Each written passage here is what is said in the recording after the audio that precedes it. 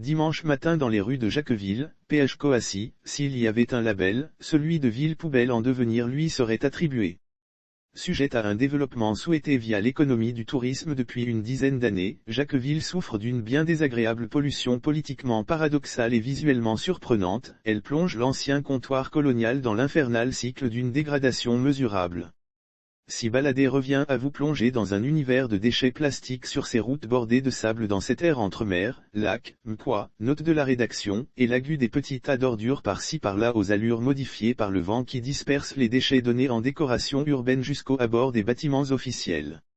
Vivre avec des parterres souillés, les habitants s'y sont fatalement habitués, mais pas les touristes de passage.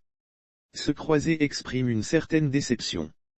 Jacques venu de Cocody avisera de la sorte, on ne s'imaginait pas voir autant de saleté à Jacqueville, quand, au détour d'une causerie sous un arbre, nous poserons communément nos regards sur l'environnement direct qui se présentait à nous.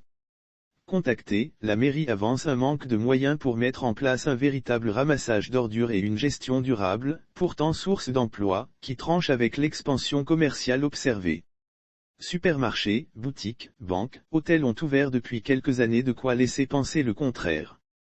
Un temps, le bord de mer de Jacqueville avait, lui aussi, des aires de décharge à ciel ouvert. L'arrivée progressive de maquis sur le rivage a obligé les tenanciers à nettoyer leurs alentours, conscients, à l'évidence, qu'une plage sale ruinerait leurs espoirs de croissance. Jacqueville s'inscrit dans la liste des zones sur lesquelles l'État mise pour accroître son activité touristique. En témoignent les communications officielles qui incluent la cité Aladjan. Rendre Jacqueville propre, un slogan qui friserait le programme politique tant le potentiel est réel. Par ailleurs, si l'état d'ordures dégrade les villages traversés à l'approche de Jacqueville, avant de rapidement se résigner, l'État ivoirien avait un temps, en 2012, tenté d'interdire l'utilisation des sachets plastiques non dégradables au bénéfice des biodégradables. Une entreprise finalement vaine qui laisse place à l'accroissement de la pollution plastique, source de maladies.